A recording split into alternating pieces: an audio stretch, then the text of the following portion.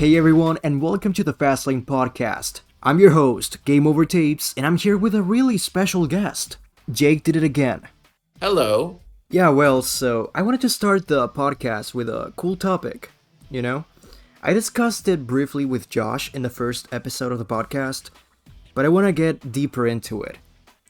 I watched your video on your old channel about the hidden story of Need for Speed, and I watched it before going to bed, and I was like, man, like this game was like a huge cultural shift when it comes to the racing game genre, and seeing all these people together, coming together to be in this one video about this story behind their names in the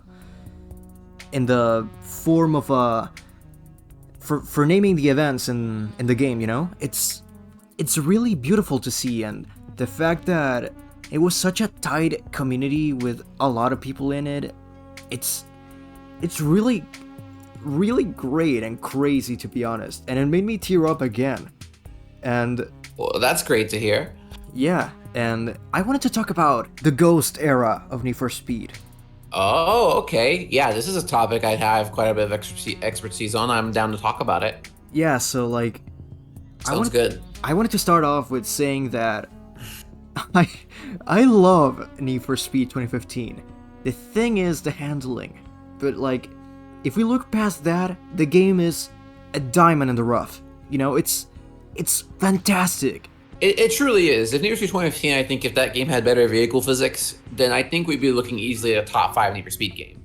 Because we have one of the best soundtracks in Need for Speed history. We have some of the most fun, cutscenes and characters. We have an excellent map. Overall, like, good sense of racing, good sense of speed, a super refreshing car list for the time, the return of customization to Need for Speed in a completely new way. I mean, there are so many positives about that game, but just the negatives are so large that it makes some people just completely look the other way. And I understand why, but I think it definitely leads to some bigger questions surrounding those things, like what aspects of a racing game, can you have handling that is so bad, but yet have everything else be so good? How good can the game be, or how bad can the handling make it? Because I feel like another game that falls into this precedent is Need for Speed Pro Street, where people love everything else surrounding it, really, except the car handling. And these games are still like cult classics. Need for Speed 2015 is getting on its way to it's on its way to become cult classic status. And that's why I made that video, and I'm very pleased with how that video turned out, because I think it cements Need for Speed 2015 better than any other video on YouTube, because I was around for its release timing. I've talked to people like James Mount that made the game, so just having a lot of insight and being able to communicate what Need for Speed 2015 was about more than just the handling. Yeah. So like. It's definitely a good question. It brings up an interesting idea, because it's like, how important can these games become, even if the game of the car controlling, of car driving, is inadequate? Yeah. Like, you can't notice it in the slower cars. When you grab something like a Beck Customs or an Aventador, that's where like it just goes crazy. You've seen me play the Prestige mode a lot. I've seen you play some of it. I mean, Prestige mode is difficult for anyone. I haven't even bothered with it because I know that I probably wouldn't even enjoy it, because right now I'm not really playing a lot of super hard games. I've been kind of more chill lately because I've had less time to play games. So when I do, I'm kind of like chilling, playing Astrobot, and then only thing I've been playing that's hard as of lately is like Mario Party on Master AI with my cousin. We tried to beat the cheating AI. But in terms of like hard games, I've been kind of more chill on that lately. So Prestige mode, I'd love to try it one day. But I have to get used to that handling model again. Yeah. In 2015, the way the handling works, it's almost like a state of mind. Because when you first play 2015, and it's slow, you're getting into it, and it naturally works. You work into it as you get to a faster car, right? And just like any racing game, but with how that handling model works, you also, if in my opinion, if you're playing the game correctly, you're going to learn how to use the tuning menu. And so when you are into faster cars, you're going to know like what to adjust when it comes time to have to adjust it. And Yeah. I think it's a lot of where the game's handling really tended to fall apart, is because they focused a lot on the slider, because they wanted to maybe not appeal to a super wide audience, but they wanted to give. I mean, the black box Need for Speed games had had handling sliders too. Like I know most wanted you could pause the game and do some handling tweaks, Oh yeah. and you could feel you could feel the difference, but it wasn't massive. It was like a nice cherry on top kind of addition, right? But 2015 they made it a central mechanic of the game. They made it clear of that too, because it's one of the main buttons when you're up above the car in your menu. And then in the Cars and Customization trailer where they were advertising everything, there's a whole section for the handling slider telling you how to use it. And they knew this was Need for Speed and not Forza Motorsport, not Gran Turismo, and not a set of courses. So obviously there's not too many options, and there's only like 6 or 5 settings per slider. So they wanted you to get to know how to use that slider. And I feel like the car handling, I guess, suffered for it. I don't know, but I think it definitely has to do something with that player customizability, because that is honestly kind of how you get around the handling to the best of your ability, if you haven't done much of that already. Yeah. You know, it was such a, like, it was so sensitive to the point the car's handling would change a lot if you moved the slide one notch to the left or one notch to the right. Sometimes, yeah. What car did you experience that most on? I experienced it more on the Porsche 911 RSR. Yeah, the RSR has always been extremely sensitive though. In 2015, Yeah. I mean, even in heat, it's kind of sensitive, to be honest. It's just a sensitive car because it's so lightweight, and that's kind of what these physics engines tend to benefit most. I mean, that's why in Need for Speed Unbound, the Lotus Exige is so powerful, even at S Plus class. And even we can go back all the way to like Black Box era, and we can look at the Lotus Exige in Most Wanted, and that was one of the most powerful cars, because these physics engines, they benefit from these tiny lightweight cars. And Yes. in real life, you're gonna see that same thing happen on a racetrack, not out on the open road where Need for Speed is, but in a racetrack, you know, the same general rule applies.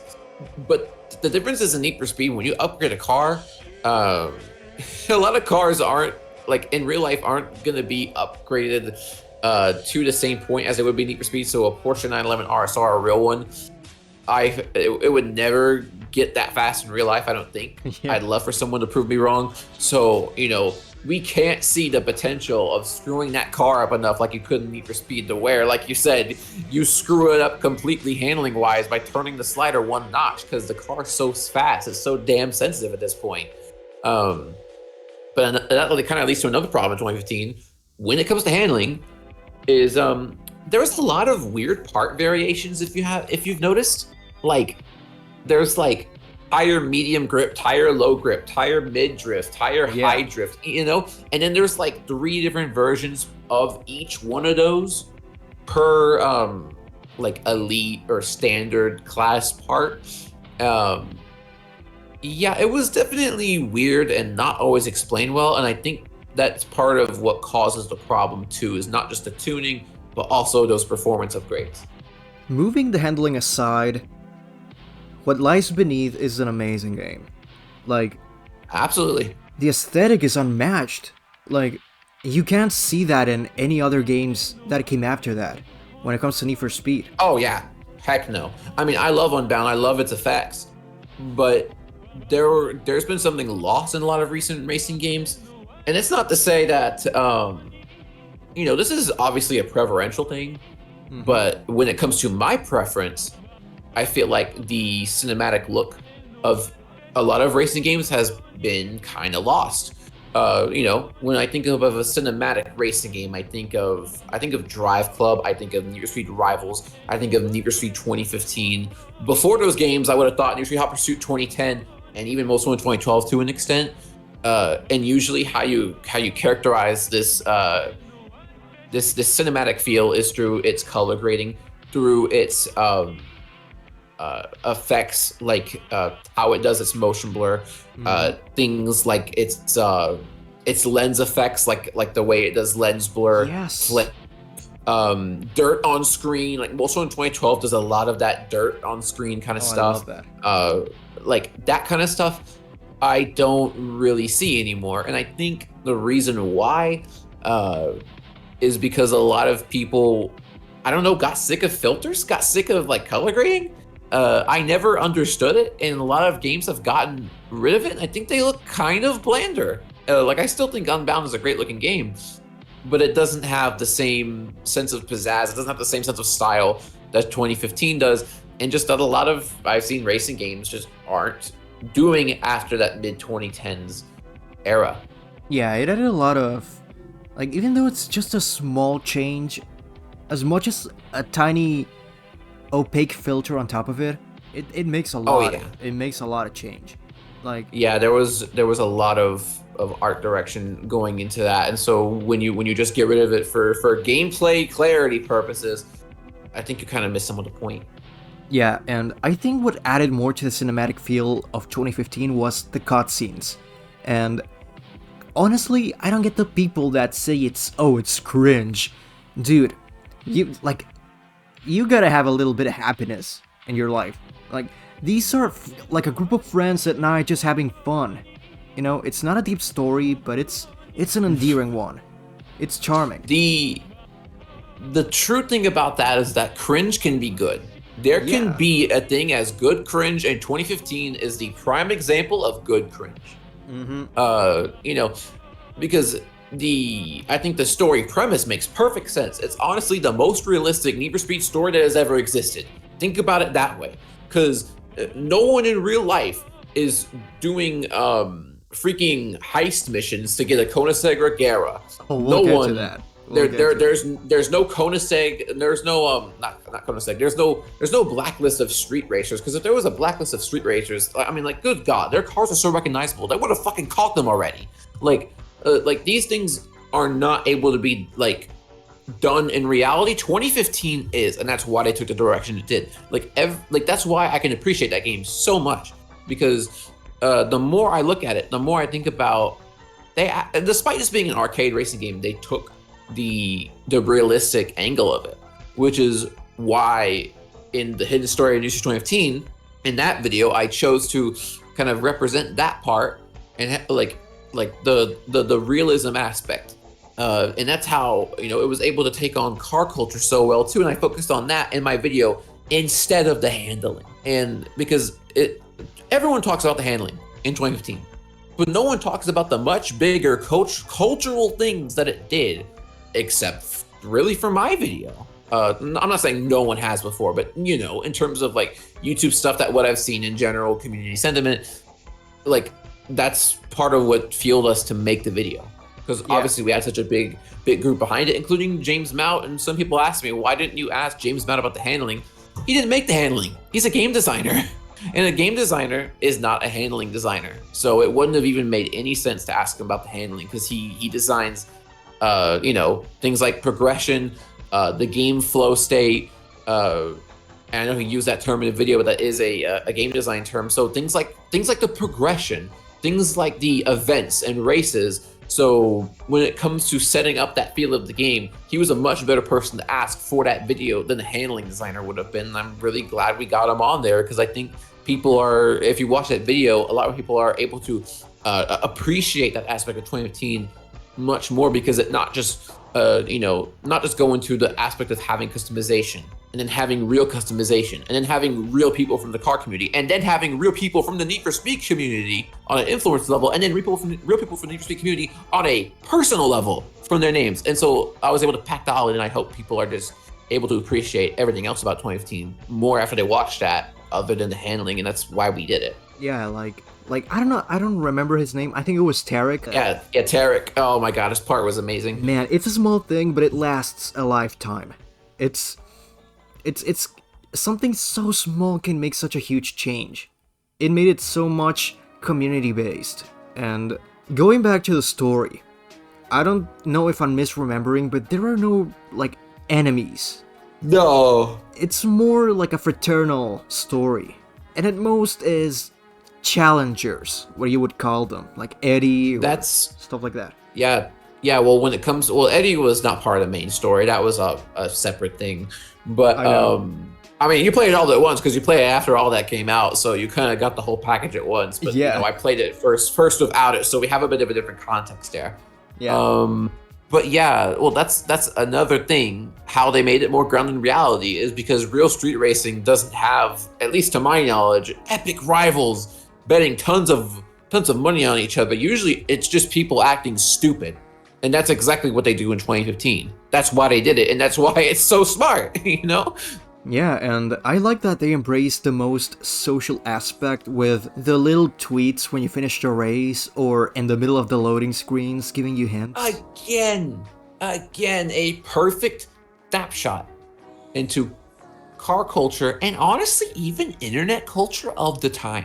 Yeah, Like the way like it's all so simple. Tweets were so simple back then. You know, back before it was called X, but I'm not gonna get into that right today. But like you really are transported back in time in that game. And it doesn't you think of the year 2015, it doesn't feel like that old of a game, but honestly, with how much the world has changed, especially after COVID, it's become one. It's become a time capsule, you know? yeah. And like at that time, I remember like, dude, Most Wanted is gonna be 10 years old. And now Oh my gosh, yes. we can say, oh man, Need for Speed 2015 is gonna be 10 years old. Shit. I was thinking about that just like a couple days ago, and what actually came to mind very recently, like this morning to me, was that isn't Forza Horizon 2 like 10 years old now? Yes. Fuck. Yeah, it's like 10 years old. Oh Mm. my gosh. I mean, that game definitely, it's weird because I want to say that game feels older. I mean, it is a year older, so it is older. Uh, but 2015 is much more of a time capsule than Forza Horizon 2 is. Because Forza Horizon 2 is like Forza Horizon in general is just more. I think it's a bit more fantasy than usually 2015 is because I think really that aspect of realism, despite it being an arcade game, Mm-hmm. is just such a cool contrast. Is there any other arcade racing game that really does that? Like you have like arcadey handling and driving. It's not too complex to try to learn, but yet the world, the dialogue, the cutscenes, the way things are structured are trying to be realistic. I don't see that too often, and I think it's just super neat. Yeah. And that game was truly something special. And in so many different ways when it comes to like the music as well. It was a time capsule on its own. But I also think the music actually aged super well It for the aged most part. really For the most well. part, Yeah. yeah. I mean, that game, it doesn't like. Here's the thing about 2015 soundtrack. It's not one of those that is like overhated like an Unbound soundtrack, but it's not overrated like Most Wanted. Um, it's really in that middle, and I would call that middle underrated because 2015 has one of the best soundtracks in the entire series. And I think part of the reason people don't know that as much is because of the way songs were kind of locked off in certain areas. Like some of the best songs are limited to only drift events. Like that game has some awesome like rock and metal music, but it's only in the drift events for some weird reason. I don't know why they did that, but they did. Yeah. When they would have been so cool to hear in the regular races, and you know, vice versa for other kinds of songs. But I want to get us the list on Spotify up, and so I can prove my point here. Yeah, literally, that's why we need EA tracks again. So we can switch just like event exclusive races to be heard and just not have songs play in a specific event. We can hear them in free roam or in the menus. That would be really cool. I mean, Unbound needs that feature more than anything because I like a lot of the game soundtrack, but there's also a few that songs that are just you know, like that one, and you just want to turn it off. Yes, it's. You just want to turn it off, so you know, needed feature. So, what else would you say about 2015 that like you want to say in context of like of the Ghost era? Because I have some things I could say, but I want to say what you think. I want to hear what you think first. The developers seemed like this was a love letter to the franchise. It was something special. The franchise was 20 years old at this point, and they wanted to pay homage to the quote-unquote roots, because, the tuner era, it's not really the roots of Need for Speed. Yeah. They wanted Here's the thing to... about 2015. Yes? It's like if you think about it in terms of a homage title, it's like one of the coolest homage titles that could ever exist. Because there is almost nothing it does that is over reliant on nostalgia, yet is appealing to that exact crowd perfectly. And that is what we need more in racing games and more in the gaming industry as a whole. I mean, I feel like we get nostalgia cycles and like nostalgia, like, just re-releases and all this stuff over and over and over again. And I love games, being preserved, being put on a modern platform that you don't have to go buy an old console for, or whatever, right? But when it comes to just sometimes, what was funny is I was watching a Scott the Waz video recently. I think it's the latest Scott Stash videos about everything Sonic did post Sonic Generations. And Sonic Generations was the 20th anniversary of the Sonic the Hedgehog franchise game. And later they listened to the wrong people, and it's kind of like they put classic Sonic in Sonic Forces when he doesn't really do much in the story, from what I've heard. And from the idea of that, it's kind of like you're putting this stuff in that doesn't make sense in the other context of it, and like the rest of the context, and you think just the mere existence of it in here will make it liked by fans. And it reminded me exactly of what Need for Speed Heat did with the M3 GTR moment. And so when we get these nostalgic callbacks, and they actually end up ruining new media instead of celebrating its own, and instead of being able to propel us into a new era, it actually just holds the new era back. And 2015 is the antithesis of that. Is that how you say it? Yeah, it's the opposite of that. And to think about it in terms of being an anniversary title, absolutely incredible. If we're technically speaking, if we're talking about a year of release, then the anniversary title was No Limits, which makes it kind of whack. But wait, but No Limits released in 2015. No, I swear to God, I thought No Limits released in 2014. No, it released in September 2015. It got teased in 2014. Oh, that explains it then. So yeah, the movie wasn't Yeah, it was in 2014, right? I have to look the movie was 2014, so that was technically the anniversary piece. But the closest thing to the anniversary game was 2015, and you could tell that's what it kind of was in spirit. Yeah, dude, like it was literally Underground 3. And as James Mount and Ben Walk have said, they considered naming the game Underground 3 for a long time. I'm so glad they didn't, but they did. Yeah, and almost. I'm glad they went full circle and rebooted the franchise, because this is a nice way to start what came after. Yeah, no. Now that I think about it, no. Not really. From the context of something that was going to be a reboot, yeah, you really have to think about it in terms of Need for Speed fans were wanting a new game of customization for 7 years, and we get another Underground style game that has car customization, all the things that we want, maybe not executed exactly in the way they wanted. Because like let's say some cars had parts locked or whatever, right? But in terms of being on the right direction, it did that and then some. So next game was the perfect. Was the okay? Yes. Yeah. Here we go into our rough transition to 3D section. Yeah, I was gonna say, before we move to Payback, do you want to say anything about 2015? I already said all I can say. Go watch the hidden story of New 2015 if you haven't seen it already. But yeah, in conclusion, Need for Speed 2015 was iconic. It was a cultural shift in the racing game community, and I doubt something like that will happen again anytime soon. But yeah, we'll see. I think it's gonna take a big force of something brand new, because I think with 2015.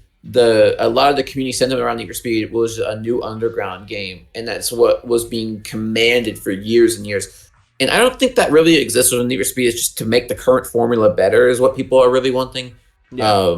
When it comes to people who actually play and respect the franchise. But in terms of racing games, I think what people really want is something completely new, and I think that's kind of the commanding force. And I think One day we'll get that commanding force, but we'll see. Only time will tell. We will move to the fantastic successor to 2015. Need for Speed Redline, baby. Oh, wait. I was gonna say Need That for Speed hashtag. wait. You told me that wasn't the name? That wasn't the name? No, it's not. What? Hey, wait, what's the name again? Popcorn? I think it was hashtag or some shit like that. Need for Speed Covfefe? Covfefe? Do you remember that tweet?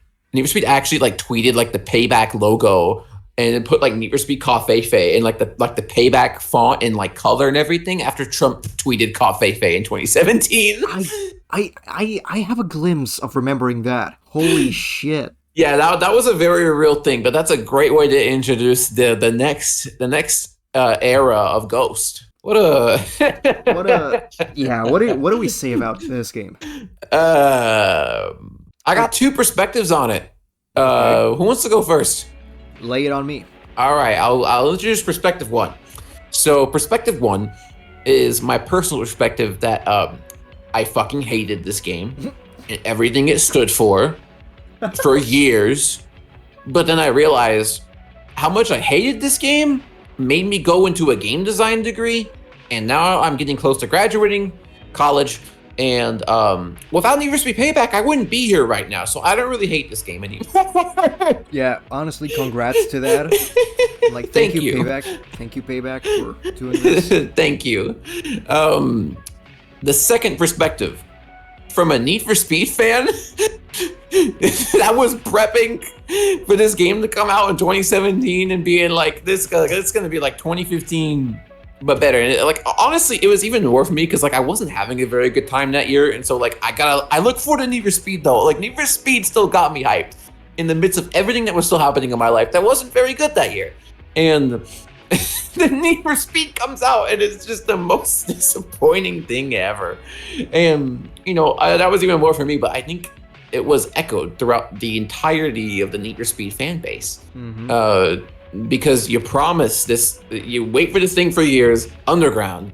You get your underground back and you're like, this is Need for Speed. The next game is gonna be the Underground 2. And like, I was genuinely expecting like a Need for Speed 2 in a new location. Maybe they bring back Travis, but you get like an expanded version of 2015, right? And that's what everyone was thinking and expecting. They made it sound like that. Marcus Nilsson from Ghost Games at E3 2015, he was saying, this is the future of Need for Speed, trust us, and then they're like, fuck it, reboot it again. Oh my God. And that's effectively what they did. Payback feels like another reboot. And that's what made everyone so angry, just completely not even minding the game's quality. You could think how good or bad it is, like on your own accord, if you like it or not. But when it comes to what they told the community, the fan base, what they were prepping everyone for, they essentially hit the reset button again. And I'm like, the fuck? Like 2015 wasn't even perceived that badly. Like 2015 was like, I think in terms of critic reviews, it was around like a 7 out of 10. Yeah. And it sold fairly well if you look at the sales figures on the PS4. And so what was the need to reboot it again? Just because y'all wanted to copy The Crew and Horizon? I mean, that's a whole nother area of discussion. Yeah, that's we will put that in the bag, and the whole can of worms, we'll leave it later. But yeah, they reboot the franchise again is the best way to put it after they said they wouldn't. So perspective one for me, used to hate it, don't anymore because it got me to where I am today. Number two, as a Need for Speed fan, them rebooting the franchise again is the worst thing that could have happened. Like, other than them just canceling the franchise outright completely. Yeah, like you would expect them like building up to what they left with 2015, and you know what would have been cool if they brought Travis back, some of the characters from the old game back, and they explored a new part of the culture, which is meetups in the daytime. Like in the hashtag concepts. Yeah, I feel like they were probably going to do the meetups thing.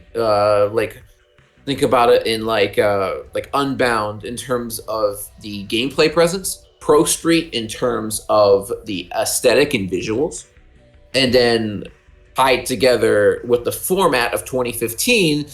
That's what we could have had from, the idea coming from a fan looking at that concept art, thinking where they were going to go. Mm-hmm. And that's where I think Still, one of my most wanted leaks in the gaming industry is to know what the fuck happened during Payback's development. And you would have bet my ass if James Mount stayed on Ghost during Payback's development.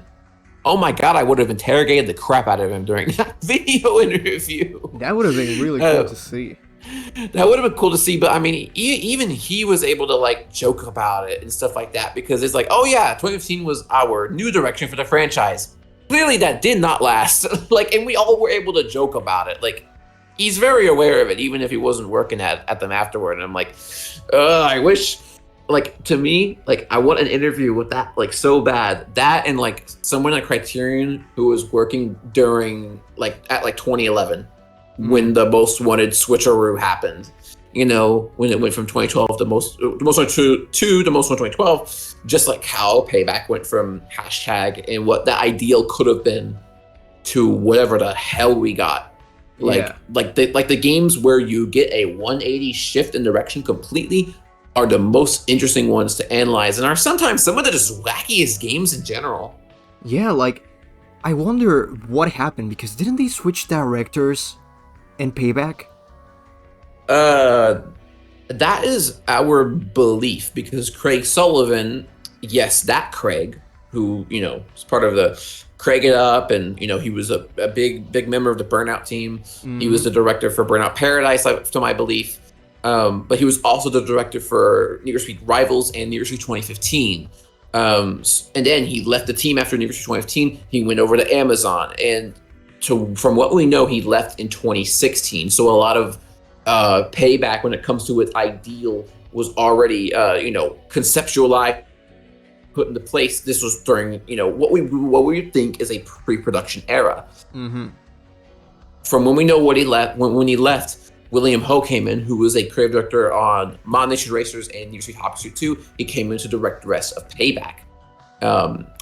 Craig Sullivan could have totally thought of all the bullshit that ended up in Payback. It could have not been William Ho's fault. But I think me and some of the other fans were blaming William Ho for a long time because of our perceived timeline theory. But we don't really know what happened. But that's all the information I really have on this. Yeah, they're really secretive. We don't really know anything about what happens between those four walls. And, you know, I would have loved to see live action cutscenes, the old crew back, them exploring another part of the culture, and maybe switch things up and add an antagonist, you know? I think the thing that would make the cutscenes hard is that so much of Payback takes place outside. In 2015, if you notice, all of its cutscenes are in inside places because of the way they place the characters into the game engine. Yeah. So because, you know, they had like the real sets that combine with the game sets, stuff like that. And so it's like, I don't know how to do that in Payback, because then you'd have to you couldn't do like the action cutscenes in the middle of the game, and that's probably why they got rid of live action cutscenes. Even if I way prefer the real cutscenes, you know, I wish we would still have them back, except for Unbound, of course. Mm-hmm. Yeah, and okay, talking about technical stuff about the game, I think that, I mean, the handling is, I don't know if I could call it an upgrade. It's an upgrade. It's way more stable, but there's nothing really that exciting about the handling. I would put the handling as an upgrade and a downgrade simultaneously, because in terms of downgrade, well, actually, I'm going to talk about the upgrade first. In terms of upgrade, it's obviously much more stable than 2015. There's a lot less guesswork to do with your car. It's much easier and more reliable to drift. In general, it's just a much smoother experience. So you would think that would be generally a better player experience. And for a lot of people, it was a better experience. But for me personally, the removal of pretty much all the handling sliders, the drifting looking ridiculous. There's no like proper counter steer, so it just looks really goofy when you drift. And then the biggest problem is the fact that I feel like every car, except the weight of like the trucks and SUVs, feels like it handles the exact same. Like it feels like you do the same thing every time. It feels like my drift angle doesn't have to change that much per car. Mm-hmm. You know, so that's what makes it just feel super easy. So what's actually much more interesting about the handling is actually how it comes with fan perception. And that build up to release again I was talking about earlier is that Payback. I think a lot of people forget Payback had different classes, and so you had your race, drift, runner, and then the off road. Right? I think there might have been one more, but that's from what I remember. The idea in fans was that since race and drift were separate classes, that race was going to be the return of grip handling, and then they were very clearly wrong because you still drift in race handling, and so that led to even more disappointment with the player base. Another thing I loved about Payback is the super builds. Like, that is a cool feature. And the derelicts, that's really like a really fun side activity, in my opinion.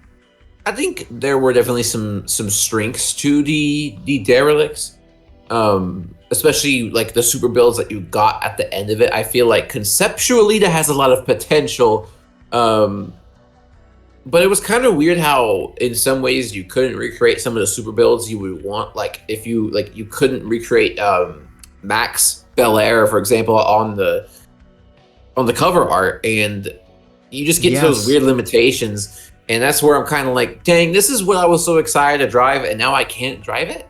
Man, I remember you guys were talking about it in the old Fastlane podcast. For context, there was an old Fastlane podcast before this one, who was hosted by Jake and his friends. And they used to talk about stuff like this. But they talk about Payback when it released. Mm-hmm. And they were complaining, I think Marco was complaining most of all, about the fact that you couldn't recreate Max Belair with the same headlights. Yep. And that bothers me, because I have the same Belair with the same wrap. It's just so strange. I don't understand these little restrictions of these cool cars that you just tease to us, and then you don't let us drive them. And you can drive them in the prologue. Like, you can... Yeah, yeah, you can drive it, but for 15 seconds. Yeah, and the it's just not an available customization option for the player. Okay, let's move to the story. What do you think of it? It's asked. What do you think of it? They could change the writing just a little bit. If they made Payback humorous instead of serious, then I think people would have loved it. People would have been able to laugh their ass off at it. And they would have, they could have truly taken the Fast and Furious parody route. But they didn't want to do that, and they wanted it to be serious. And that's why the game's called Payback, because they want you to seriously care about the payback and the revenge that, you're getting on Lena Navarro. And I'm like, no one gives a shit. Yeah. No one has emotional attachment to Tyler freaking Morgan. Like, bro, he lost his house. He lost the house that he was... Except that he was renting. It's not even his house. That's what I was going to say. He was renting the house, bro. Which is one of the funniest plot holes that barely anyone realizes. Like, literally, I played Payback on and off for 5 years before Alex, Gamer Alex, the epic YouTuber, pointed out to me in a Discord call that while I was playing at the beginning of Payback just for fun and shits and giggles, right? And he points out that he's just renting the house. It's not even his house. He doesn't own it. So they didn't even blow it up. And also, I just realized there's a lot more plot holes because it's like there were no questions from the other neighbors. There was nothing followed up on that. But that's for another time. But that was a hilarious plot hole that I didn't see anyone ever point out until 2022. You could argue that they should have done something like blowing up his car or some shit like that. But it's the house he was renting, so it's like a weight less on his back. Like, oh shit, I'm not renting a house anymore. I'm homeless. But yeah, no, like... Also, if they blew up the car, it was just like an old junked out car that he got from the junkyard. It would have been the same thing just for the car. It was a fair lady, right? I don't remember what. Yeah, it was like a junked out 240Z, which is a pretty awesome car to find in a junkyard, but still, it was a junker that had rust on it, so, You know what they should have done? You should have you have to restore the car. You have to do races and gather money and in order to build a car, and then they blow it up in your face. Now that should have been a bit better, right? That would have been way cooler. I agree with you. See, this is why you should get hired. Yeah, see, Criterion. If you're listening to this, please hire me. But the story could have been amazing. You have a nice blueprint of a guy who wants payback alongside his crew, and you know it's a perfect recipe for something good, but it's also a recipe for disaster. The disaster was that they took it too seriously Yes. with characters that are not well written. If you added a bit of humor into it, because the characters are not well written at all, then people would have appreciated it way more because it'd be fucking funny. Yeah. Like if you think about like some of the big moments, like the action missions in Payback, right? When let's say like when one of the missions, one of the cars like took out like a helicopter or something. Imagine like a laugh track played afterward, like this kind of shit. My You God. know? Okay. I need to make that video. I need to make a video of that just for like testing purposes, like usually Payback with laugh tracks. Like that's what I mean. Shit like that. If y'all took that angle, it would have been more creative. Y'all wouldn't have been destroyed for making a Fast and Furious direct-to-DVD like rip-off in terms of your story characters, and people would be able to enjoy it for what it was instead of trying to take it seriously when they could. And you know what's the worst part for me? Like, What? Even though the characters are not well written, they have really interesting backgrounds to them. Like Jess, for example, or Tyler, or Mac. Like, those guys are like outcasts from different parts of the planet. You could argue that Jess and Tyler are from the United States, but they're from different parts, I think. And you have It's like Mac. they took the concept of Overwatch, like an international task force, but they're like societal rejects instead of scientists and like inspirational people. Yeah, like you could do some good shit with outcasts at characters, you know? Oh yeah, that's not a bad idea at all. It's just then you made them paper thin characters where like it's like I feel like they introduced the whole Tyler and from like the Barrow or like whatever the area he was from. Like it was supposed to be like a big deal in the game of where he was from. It's like, you never introduced this to us. They're just talking about it through dialogue in the car where you don't even see the person talking to you. You don't see what this place looked like. Like if they gave us like a flashback clip of what his childhood or teenhood like home or area looked like, then we get a resemblance of something. Same with But no. with Gallo Rivera, which is the Latin guy who like was part of that crew. I forgot the name. Was it? It wasn't. Was it the Silver Six? Silver Six. Yeah, the Silver Six. He had a childhood. He shared the childhood memories with Morgan. They were buddies. They were really close friends. But they communicated with you with just voice lines. And you can't even see the guy's face. You can't see them sharing a moment together in their childhood. That would have been really good to see, honestly. I mean, Need for Speed, he had some of that because you got to see the photo of Anna and Luca's dad. Yeah, we'll get into that. I'm saying, yeah, we'll get to that. But I mean, the idea of doing that kind of thing for Payback would have been able to make us relate to them more, and that's why I think Need for Speed's characters were more successful in that department in Payback. Yeah, and the last thing I want to talk about Payback, the whole ambience. I think, even though this is not 2015, this is something I think it's really good as well. You know? Hear me out. I think the rock vibes and the hip-hop vibes are spot on. They have some really good shit in there. I completely agree. I think the best part of Payback is actually its soundtrack. I completely agree with you. I love doing drifts, listening to grime, or listening to some cool-ass hip-hop. I love Systematic by Nas. Systematic, yep. I mean, yeah, the drift music is on point, the race music is on point, and the garage music is on point. There's a couple songs I don't like, but that's the case with any racing game soundtrack. But I think the mass majority of Payback's soundtrack is actually really solid. Even if it's a bit all over the place in some areas, it's a lot of it's good music. And I think that's probably the best, most well-rounded part of Need for Speed Payback. Yeah, but like, you know what my favorite thing was when I was cruising in the game? It was, you finish a race, and you're in the twilight, the sun is setting, you're chill, and then something like Gravedigger starts playing, and you just cruise around. It's a vibe, honestly, playing the game when it's I getting thought close at night. Gravedigger was only a.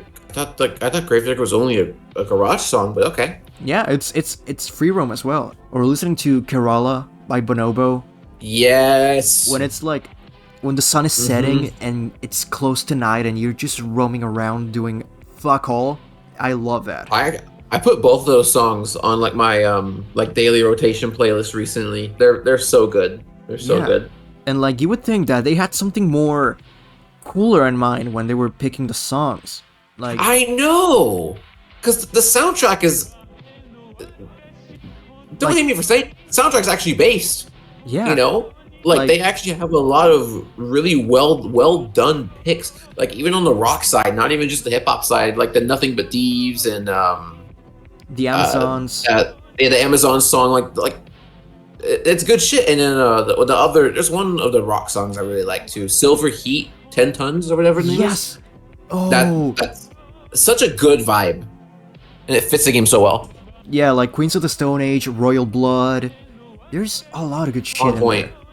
in there. Yeah, actually on point. I don't think it's as good as 2015 soundtrack, but it's still a quality soundtrack. Yeah, it's amazing. It's on par with it, I think. And the garage music it's badass and mesmerizing. Like yeah, it's got a very good garage OST, just like 2015. Yeah, like listening to shit like Evolution. Oh, that one is orgasmic. For me, that song in Free Roam, excellent. Oh my god, like this is the only part of Payback that I will gush over. You know, like I don't like hear me talk about any other part of Payback. I do not emotionally react like I just did to that song, but the soundtrack, absolutely, no question. I want to make a video about Payback, like a quote-unquote retrospective, and how much potential it had, you know, when ever since the first teaser picture with the 350Z was shown. I think, oh my god, that picture. I think making a video like that, going into the what 2015 had set up and how much disappointed fans would give the people, and I'm not saying that they shouldn't enjoy it, but the people who bought the game on Steam for $2.99 would give them a whole new perspective. Yeah, and like, I love what we have, but I love exploring what we could have had, because it adds another layer of mystique to the whole thing. Yeah, especially considering that's what we believed what we were getting from what was said with 2015 and everything surrounding it beforehand, you know. And then really, I said it earlier in the podcast, but the best way to describe it is like they rebooted the franchise again. Yeah, and that's what I wanted to do with Need for Speed Most Wanted 2, the sequel we never had. And I want to like give people another perspective, not only in what we could get as a product, but what developers go through, what they scrap, what they keep, what they work on. And I don't want them to leave comments like, oh, fuck EA, fuck you. Like, we don't know what happened in there, you know? Yeah, we have no idea. Like, I think game development is so much more complex than the majority of players think it is. Things like licensing is so much more complicated than you would believe. And when it comes to the technological standpoint of games, like the programming has to work with the artist, which has to work with the designer. Like, it is the most complex form of entertainment multimedia. Yeah. And I wish more people would respect that. Yeah, like, it's not as easy as people make it out to be. It's not pressing a button and boom, you have a game ready. Like, it happened with GTA 6 when they showed the leaks, remember? I saw so many people saying, oh, this looks ass. Dude, it's pre-alpha. Like, that shit's not finished. Yeah, and I think what's so interesting about games, I just realized as a medium, they don't get leaked. Like, movies don't get leaked like that. Like, if they get leaked, it's the whole thing. Right when it's finished, that gets leaked. There's no like project files that someone renders out an early version of and sends it out to some mischievous fellow, you know? Yeah. Like, that doesn't happen with like movies and shows and stuff like that, but it happens with games because you get a screen recording of some early build or whatever. And then it's happened a couple times with music, but that's a whole nother can of worms. I was gonna bring up, do you know how the GTA 6 footage got leaked in the first place? How? The guy was because a Rockstar hacker, right? Yeah, the guy was at a hotel, and he hacked a guy from Rockstar India from a fucking phone, and he retrieved every file from the guy, or something like that. Holy crap. But yeah, anyways, going back into Payback. The game could have been way better than it is now. It's a low bar, but it could have been amazing. And even though it's a pass for me, it's a 7 out of 10 kind of game. I like it a lot. I had fun with it. It's not the best that they could offer. You know, Ghost could have done better. For me, personally, as someone with my perspective that has changed from passionately hating this game to just disliking it, I would personally rate the game. Realistically, it's probably close to a 5 out of 10, but I would give it probably a 4, maybe, for me. Just because, I have so much personal context to my massive disappointment from this game. From the moment they revealed that E3 trailer and we saw that first takedown, I was like, oh no, what have they done? And just, I don't know. I think a lot of us felt like we were not betrayed. That's a very dramatic word. Yeah, we were lied to. We felt like we were lied to because of what everyone was expecting after 2015. Not just because of players expecting things, because players' minds are weird, but because of what Ghost and Marcus Nielsen had said, we felt like we were lied to. And then on top of that, I feel like we got a much worse product because I feel like Payback, it puts its eggs in too many baskets, as CJ would say. Yes. I feel like there's not really a great focus on really much of anything. It is one of the weirdest direction-wise of a Need for Speed game, so nothing really feels all that polished. Visually, it was a huge downgrade from Rivals in 2015. I don't think the map was as interesting. The multiplayer was very mediocre. Fuck. The story was obviously trash. Yeah. And the handling was boring. So the only really solid thing about the game, in my opinion, was the soundtrack and the visual customization improvements. Except for the whole stupid unlocking sequence. I have to go jump off some ramp to get a front cane art or whatever. Yeah. The actual improvements they did to the customization when you did unlock everything, like you can mix and match all the bumpers, that is an excellent feature, and it's a very underrated one at that too, because that takes a lot of extra 3D modeling work for something they could have totally not done. Yeah. And I really, really respect that feature, and it's stayed in the current games too. So yeah, really, it's just customization improvements were good. Soundtrack is solid, but I don't really like anything else about the game. Maybe a 4, maybe a 3 for me, especially because of personal context. But yeah, I don't actively hate this game anymore, but I do think it's the second worst title in the Need for Speed series. And if you said it was the worst, then I wouldn't disagree with you. So that's my opinion. One last thing though. Fuck the chips. Fuck the poker chips. Yeah, those are lame. So lame. I should have gotten something cool, but no. Oh, you finished collecting the 100 chips. Congrats. That's it. Fuck Collectible off. with no reward. Yeah, that's stupid. That's a middle finger. But yeah. Now, we're moving to Need for Speed Heat. It was basically them trying to right all the wrongs Payback did, and they did. It's a way better product. So I remember before Heat was revealed, my head was empty. My head was truly empty. I had no idea what they were going to do. I had no idea if they were just going to make a Payback 2. We're going to get something more like 2015. And we definitely got something closer in 2015 direction in terms of the core essence of the game, the core intent. We got the street racing game we wanted in a lot of ways, direction-wise, when it came to Heat. Heat's a very weird and interesting game. I don't think it's great, but I don't think it's bad either. I think it's okay. Yeah. But I did have a way better time with it than Payback, and I think it's a much, much better game. This even with its really, really weird decisions that it's made, I feel like Heat is definitely the most lukewarm game of the Ghost trilogy. Yeah. Because I feel like 2015 and Payback, I have very, very strong feelings about. Either way, 2015 for it's cultural, car cultural decisions and its direction and everything, and how good it is in so many ways. and payback for how much it hit the reset button and did everything we didn't want. So I feel really strongly about those, but Heat, I am very, very lukewarm on as a game because I feel like Heat in some ways was a very, very safe direction for them to take. I feel like the only risks that were taken with this title was some of the story beats. You know, they got pretty dramatic at some points, like that one mission where the Chimera smashes into the cop car. That was the coolest moment of the story. So when they do stuff like that, I think that is one of the few moments where Heat truly took a risk and it worked. But I feel like in a lot of ways, Heat is definitely one of the safest titles in the franchise.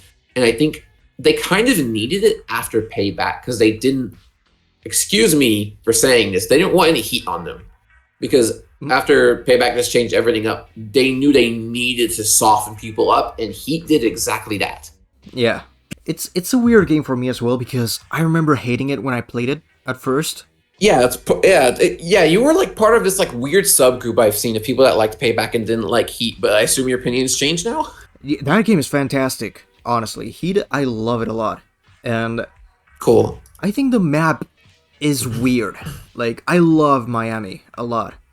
And there's a lot of parts of the map that don't really click for me. Like, they don't look like they would be from a real city. I don't know how to explain it, but it's a weird map. It's a good map, but it's weird. The game very much has the Spaghetti Roads vibe. Like if you look into stuff like the canyons, it feels like there's a lot of areas that don't feel like they're properly connected. Yeah, they just suddenly like change all of a sudden. I feel like a game that actually worked in was Forza Horizon 3, but that's because Australia is probably more like that in real life than Miami is, to be honest. Yeah. But that's just my prediction. But Heat, yeah, the map definitely. A lot of things feel kind of like disjointed with a nice coat of paint on top. Is in a lot of ways how I can describe that game. Like the handling is way better than Payback, even if it's actually buggier, because you have a lot of these like clipping issues that will randomly make you fly up into the air, and your car just does all these weird things around sidewalks and some turns and corners. But it's just a lot more fun to drive, and it feels a lot more engaging than Payback. And you can still drift or grip. They actually did the slider pretty successfully for the first time in Heat. But yeah, like Heat in a lot of ways is disjointed with a coat of paint on top. Mm-hmm. It felt like that. It felt like it was held together with duct tape. Oh, it definitely was, because they're like, okay, take everything out from Payback, put all this new stuff in. Oh shit. We only got a certain amount of time, duct tape it together. Yeah, that's how it felt. It felt like a rehash of Payback. And Payback felt like a rehash of 2015, so it was like a unique kind of fucked up. Yeah, a very unique kind of fucked up.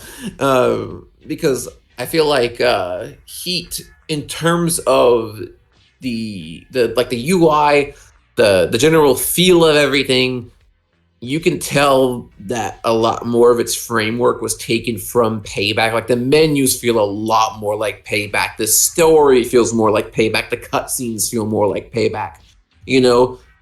But it's still a street racing game like 2015. So that's what makes Heat feel so disjointed. I love the visuals. Like, I don't really like the menus looking really minimalistic. I think they should have went with the vibe they had with the loading screens. Something more neon-like. In fact, that's what they had in like an early version, or like the concept art. You can actually see there's a lot of cool concept art online for Heat's menus that is like official NFS Heat menu concept art. And it looks like, in my opinion, I think just straight up what it should have looked like. Okay, Okay, send it to me in DMs and I'll check it out. Aha!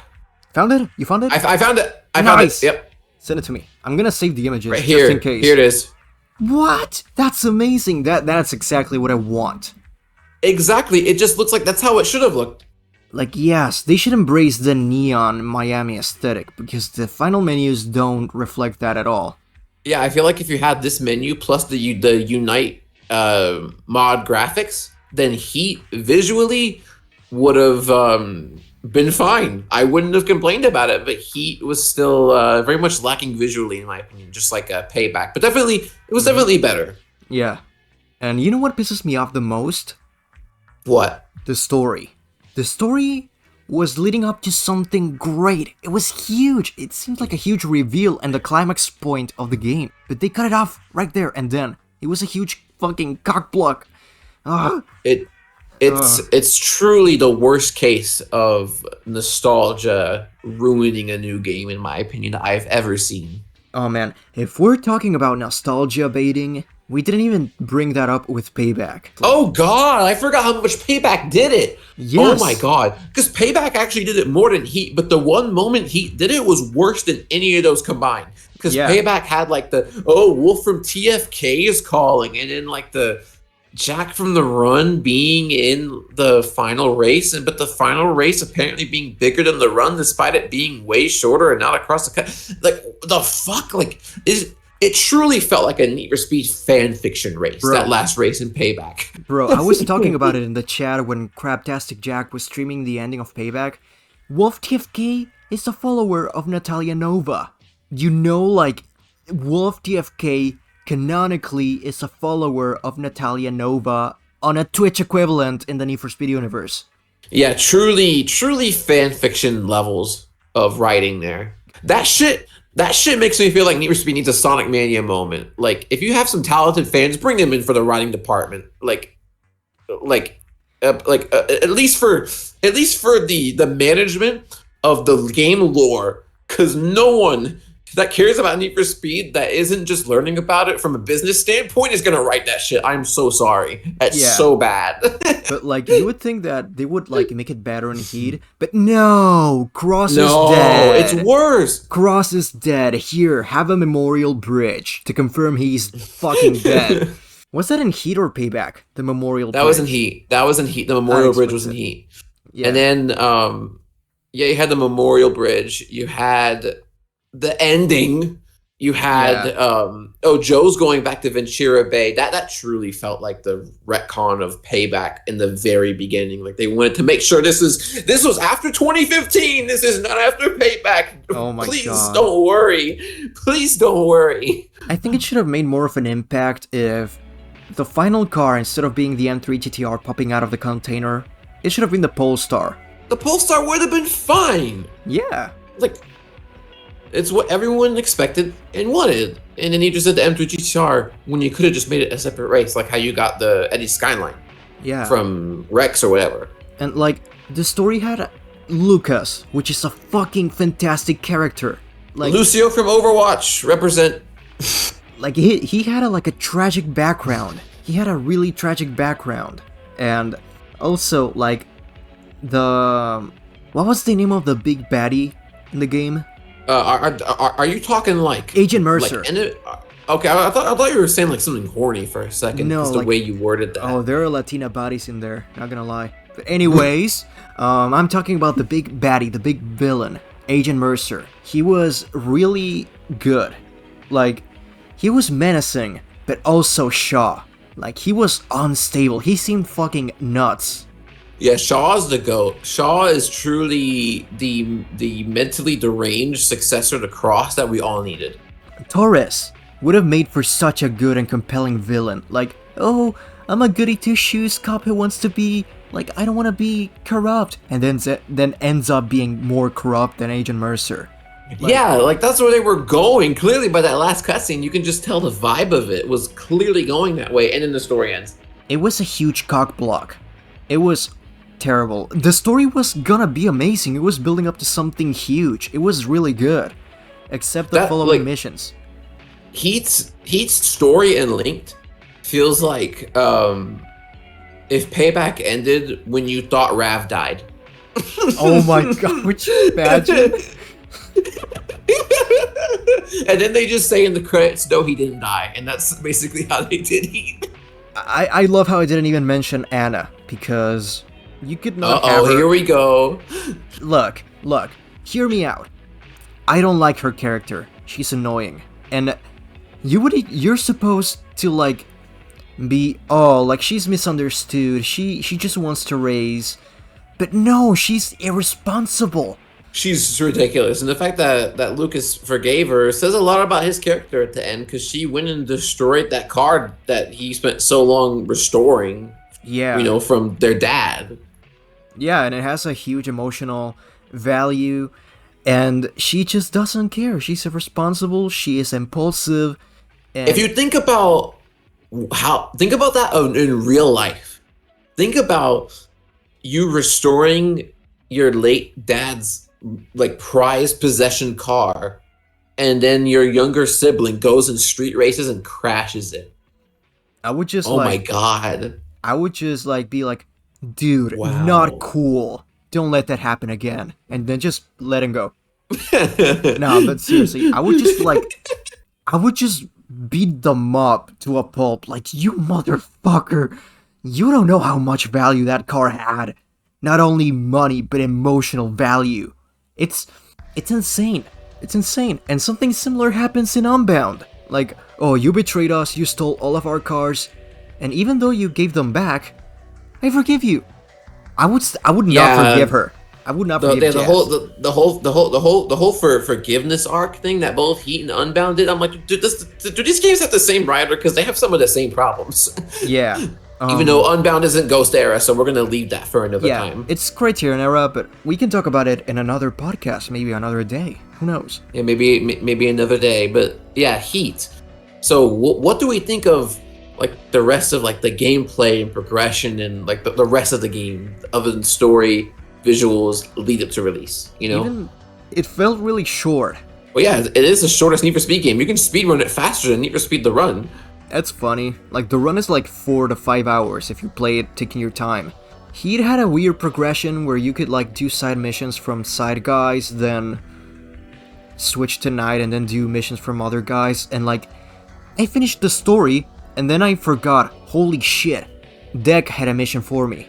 Yeah, I feel like Heat's progression is some of my least favorite in the entire series, and it's one of the things I really don't like about the game. I don't like the way it's single player structured at all, and I get why they went so open with it because of how day and night works. But Day and night. it let the game feel too much like Forza Horizon when it comes to the way you play events. Like there's like it's just like get to a certain level and then you get a cutscene or whatever, Mm-hmm. It just felt like my my decisions didn't matter as much. Yeah. It felt like and that's a big part of what contributed to how short it is. And honestly, when I replay the game, it gets kind of boring.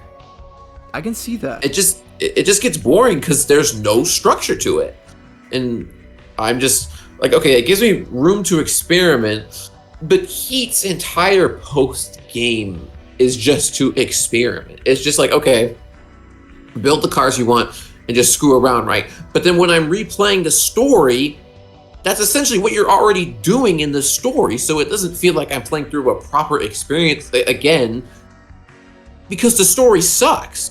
Yeah. Like, in my case, I quote-unquote platinum the game because I don't know how to call it on Xbox when you get all the achievements. You got all the achievements. That's what you call it. Okay. I got said all the it right. achievements. Yeah. But like, I went through every graffiti you can imagine, through every billboard. I collected every flamingo, did every jump, got all stars on every speed trap, speed zone, whatever, drift zone.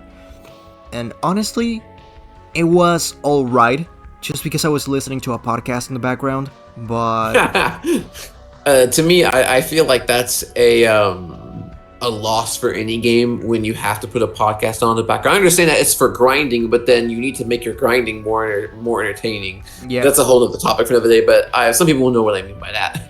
I can see that. But like, my favorite part is that they try to include the community again with the graffitis. You know, like having LPL 5, Craptastic Jack, Black Panther, Straight Up Hippo. You know, that I thought it was Yeah. cool. Yeah, that was genuinely a very cool thing. And I want to talk about in terms of the ways of like unlocking the decals. yeah, You know. and I want to. Mhm. Oh fuck! I remembered it. Sorry. Why did we get the Free Ember Militia Raptor instead of Max Belair? Truly a great puzzle of our Need for Speed time, because both in Heat and Unbound, I think this car appears when this isn't even like the most liked crew car in Payback.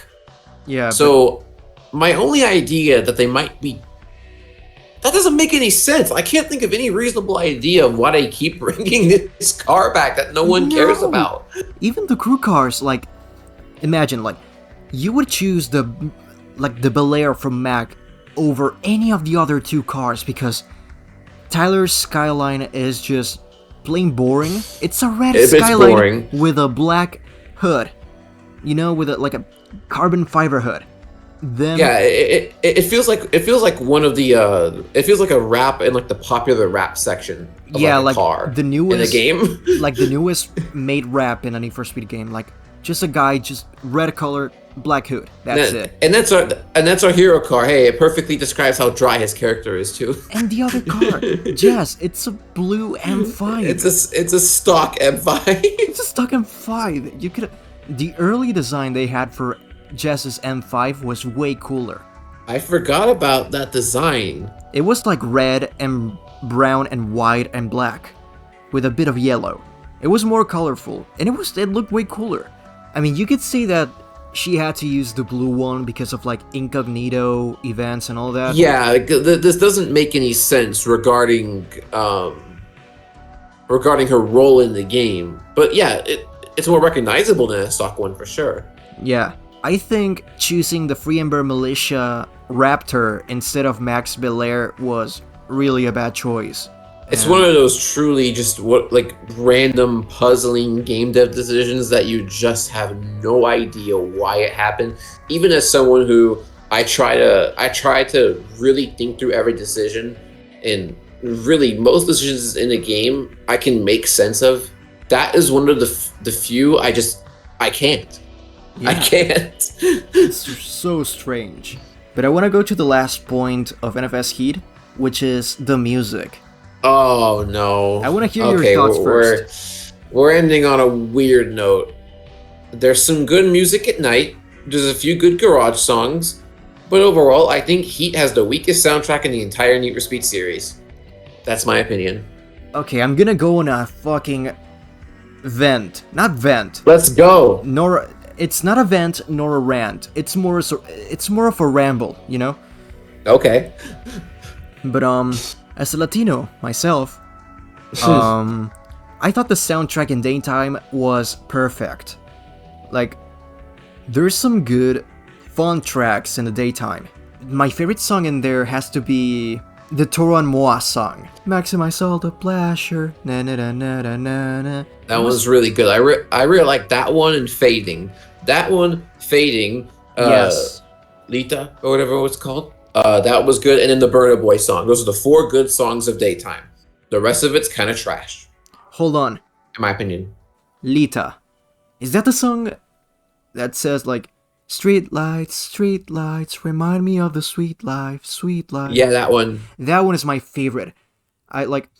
For context, when I was Game Music TV, I had no internet during that time. Like, I had no Wi-Fi for like 3 months.